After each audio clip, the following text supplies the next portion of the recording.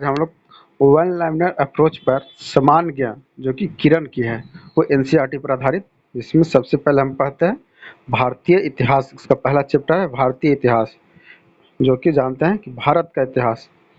भारत का इतिहास 3 भागों में बाँटा गया, जिसमें पहला है प्रागैतिहासिक काल, दूसरा क्या आद्यऐतिहासिक काल या उत्तर पाषाण काल, और तीसरा ऐतिहासिक काल। और प्रागैतिहासिक काल भी कितना 3 भागों में है। जो पहला है पूरा पाषाण का, जो अज्ञात काल है, कितना है वो 8000 ईसा पूर्व है। और मध्य पाषाण काल कितना है 8000 ईसा पूर्व से 4000 ईसा पूर्व। मध्य पाषाण कब से कब तक है 8000 ईसा पूर्व से 4000 ईसा पूर्व तक। उसके बाद है नव पाषाण। नव पाषाण काल है जो 4000 ईसा पूर्व से 2500 ईसा पूर्व तक है। मतलब प्राग ऐतिहासिक काल में क्या है पूरा पाषाण काल, मध्य पाषाण काल और नव पाषाण काल। उसके बाद है दूसरा में क्या है भारतीय इतिहास के दूसरा में है अर्ध ऐतिहासिक काल। यह उत्तर पाषाण काल के रूप में भी जाना जाता है। इसमें है सबसे पहले सिंधु घाटी की सभ्यता और वैदिक सभ्यता। तो सिंधु घाटी सभ्यता का कब से कब तक है? सिंधु घाटी सभ्यता जो है 2500 ईसा पूर्व से 1500 ईसा पूर्व तक माना जाता है। और वैदिक सभ्यता कब से कब तक माना जाता है? वैदिक सभ्यता वही 1500 ईसा पूर्व से 600 ईसा पूर्व तक माना जाता है। और वैदिक सभ्यता में भी 2 काल आते हैं। वो एक आता है ऋग वैदिक काल, एक उत्तर वैदिक काल। अब ऋग वैदिक काल में कब से कब तक है? 1500 ईसा पूर्व से 1000 ईसा पूर्व तक ऋग वैदिक काल है। ऋग वैदिक काल 1500 ईसा पूर्व से 1000 ईसा पूर्व तक है। और उत्तर वैदिक काल कब से कब तक है? 1000 ईसा पूर्व से 6000 ईसा पूर्व तक।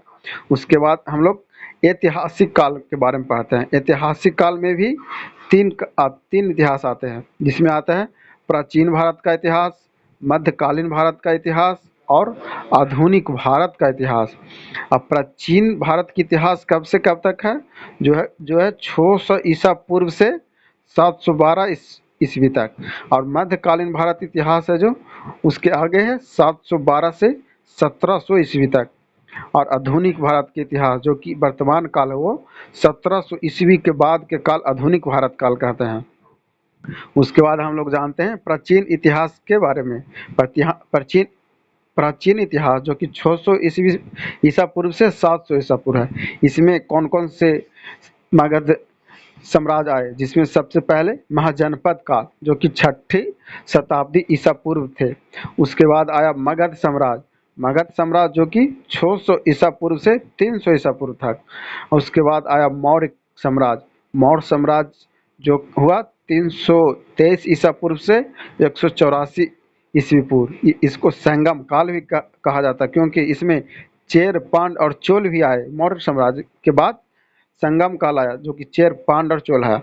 और उसके बाद आता है मौर्य उत्तर काल। मतलब मौर्य साम्राज्य के बाद का जो काल है वो मौर्योत्तर काल है। मौर्योत्तर काल कब से है? 184 ईसा पूर्व से 319 ईस्वी तक मौर्योत्तर काल हुआ। मौर्योत्तर काल के बाद आ गया गुप्त साम्राज्य। और गुप्त साम्राज्य कब से कब तक है? 319 ईस्वी से 550 ईस्वी तक। उसके बाद आया हर्षवर्धन काल। हर्षवर्धन काल में जो किया 606 ईस्वी से 647 ईस्वी। उसके बाद हम लोग पढ़ते हैं मध्यकालीन भारत का इतिहास। मध्यकालीन भारत का इतिहास कब से कब तक है? 712 से 717 ईस्वी तक। अब इसमें सबसे पहले आता है पूर्व मध्यकालीन और उत्तर मध्यकालीन। पूर्व मध्यकालीन कब से कब तक है? 8वीं शताब्दी से 13वीं शताब्दी तक। और उत्तर मध्यकालीन कब से है? 13वीं शताब्दी से 18वीं शताब्दी तक। अब पूर्व मध्यकाल में भी कितने बहुत से भाग बटे हुए हैं। जैसे पूर्व मध्यकालीन में उत्तर भारत, फिर दक्कन और दक्षिण भारत। अब उत्तर भारत में हमको पढ़ना है पाल, सेन, प्रतिहार, राजपूत। और उत्तर भारत में दूसरी तरफ पढ़ना है चौहान और दिल्ली सल्तनत के बारे में भी पढ़ना है। उसके बाद दक्कन।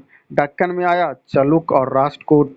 उसके बाद दक्षिण भारत में पढ़ना है हम लोग को चेर, चोल, पांड्य और पल्लव। उसके बाद आया उत्तर मध्यकालीन भारत में 13वीं से 18वीं शताब्दी के बीच है, जो कि उत्तर मध्यकालीन में कौन कौन आया? उत्तर भारत, दक्कन और दक्षिण भारत। उत्तर भारत में राजपूत का शासन, दिल्ली सल्तनत का, फिर मुगल का, फिर दक्कन में आ जाएगा विजयनगर, बहमनी और मराठा। उसके बाद दक्षिण भारत में आ जाएगा पांड और होयसल। अब इन्हीं सबको आगे बढ़ते हुए हम लोग अब पढ़ते हैं, जिसमें सबसे पहले अभी पढ़ते हैं प्रागैतिहासिक काल के बारे में। प्रागैतिहासिक काल वह काल है जिसमें कोई लिखित सामग्री उपलब्ध ही नहीं मिला, माने कुछ भी लिखा हुआ उसमें नहीं मिला, जैसे कि मानव के जीवन के बारे में कुछ साक्ष्य भी नहीं मिला, इसीलिए प्रागैतिहासिक काल कहलाता है। इस काल का इतिहास पुरातात्विक साधनों से ज्ञात होता है। इस काल को भी तीन भागों में बांटा गया है। सबसे पहले पुरापाषाण काल, जो कि अज्ञात काल से 8000 ईस्वी तक है। उसके बाद आ गया मध्यपाषाण काल। मध्यपाषाण काल 8000 ईसा पूर्व से 4000 ईसा पूर्व तक। उसके बाद हो गया नवपाषाण काल। नवपाषाण काल कब से कब तक है? 4000 ईसा पूर्व से 2500 ईसा पूर्व तक।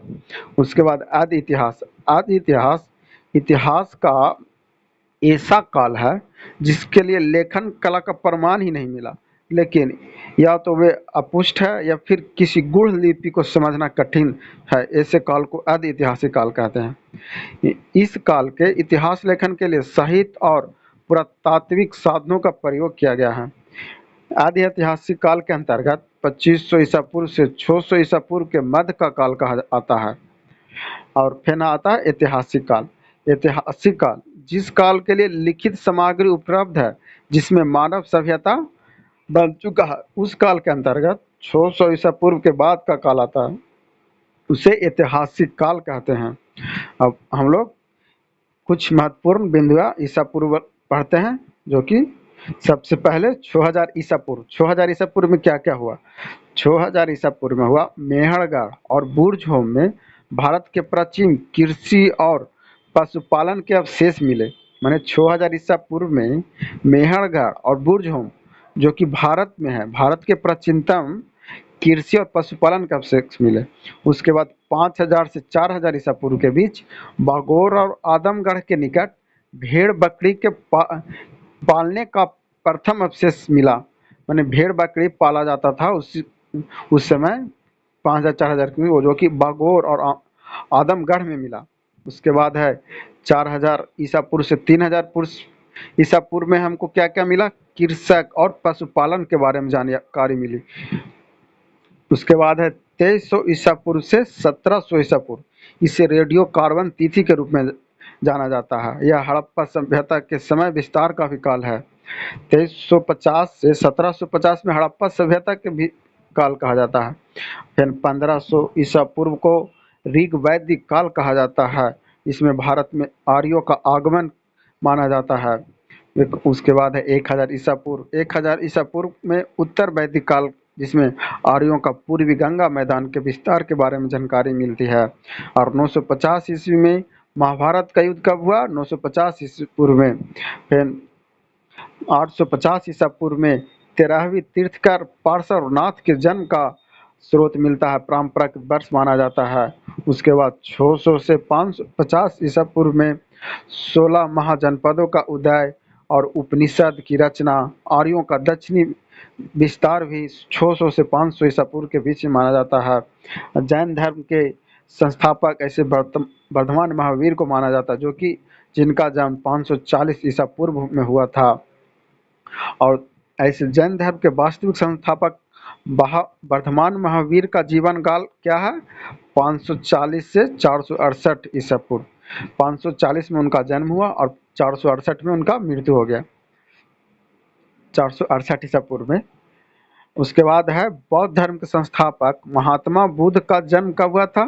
563 ईसा पूर्व। और बौद्ध धर्म के संस्थापक गौतम बुद्ध का जीवन काल भी 563 से 483 ईसा पूर्व माना जाता है। मतलब 563 ईसा पूर्व उनका जन्म हुआ और 483 ईसा पूर्व में बौद्ध धर्म के संस्थापक गौतम बुद्ध का मृत्यु हुआ था। उसके बाद है डेरियस प्रथम का प्रथम विदेश मतलब ईरान के शासक डेरियस प्रथम का प्रथम विदेशी आक्रमण कब किया था? 516 ईसा पूर्व में। उसके बाद हर्यक वंश मतलब बिंबिसार ने हर्यक वंश की स्थापना कब किया था? 544 ईसा पूर्व के लगभग। तब 544 से 412 ईस्वी तक हर्यक वंश का शासन चला, जिसमें बिंबिसार, अजातशत्रु और उदयन रहे। उसके बाद प्रथम बौद्ध संगीति, जो कि राजगिरी में हुआ, वो 483 ईसा पूर्व में हुआ। फिर शिशुनाग वंश की स्थापना एवं विस्तार भी 412 से 344 ईसा पूर्व में हुआ। और द्वितीय बौद्ध संगीति जो कि वैशाली में हुआ, द्वितीय बौद्ध संगीति 383 ईसा पूर्व हुआ। उसके बाद नंद वंश की स्थापना मगध में नंद वंश की स्थापना कब हुआ? 344 ईसा पूर्व। और सिकंदर में भारत का आक्रमण, मैंने सिकंदर जो भारत पर आक्रमण किया वो कब किया? 326 ईसा पूर्व। और सिकंदर का बेबीलोन में मृत्यु कब हुआ? 323 ईसा पूर्व में सिकंदर की बेबीलोन में जाकर मृत्यु हो गया। मौर्य वंश की स्थापना चंद्रगुप्त मौर्य ने किया, वो कब किया? 323 ईसा पूर्व। और सेल्यूकस भारत पर आक्रमण कब किया? सेल्यूकस 305 ईसा पूर्व में भारत पर आक्रमण किया। और बिंदुसार शासक कब बना? 298 ईसा पूर्व में बिंदुसार शासक बना, जो कि चंद्रगुप्त मौर्य साम्राज्य का दूसरा शासक था। उसके बाद अशोक आए, बिंदुसार के बेटा अशोक और उनके भाइयों के बीच उत्तराधिकारी का युद्ध कब हुआ? 272 ईसा पूर्व से 268 ईसा पूर्व तक अशोक और उनके भाइयों के बीच उत्तराधिकारी का युद्ध हुआ। फिर अशोक का शासन कब से स्टार्ट हो गया? 269 ईसा पूर्व से। फिर अशोक का शासन काल 200 कब से कब तक है? 268 से 232 ईसा पूर्व। कलिंग युद्ध कब हुआ? 261 ईसा पूर्व में कलिंग युद्ध हुआ। और अशोक बौद्ध धर्म में दीक्षित किससे लिया? उपगुप्त से। कब? 257 ईसा पूर्व में। तृतीय बौद्ध संगीति कब हुई थी? 251 ईसा पूर्व में तृतीय बौद्ध संगीति हुई। अशोक की मृत्यु 232 ईसा पूर्व में हुआ। और कुणाल शासक बना कब? 232 ईसा पूर्व में। यूनानियों का भारत में आगमन कब किया गया? 200 ईसा पूर्व में यूनानियों का भारत में आगमन हुआ। उसके बाद है अंतिम मौर्य शासक किसका? बृहद्रथ की हत्या 185 ईसा पूर्व में। और शुंग बृहद्रथ की हत्या किसने की? शुंग वंश का स्थापना, जो कि शुंग वंश का स्थापना पुष्यमित्र शुंग ने किया, उसी ने बृहद्रथ की हत्या कर शुंग वंश की स्थापना की। Subscribe my channel.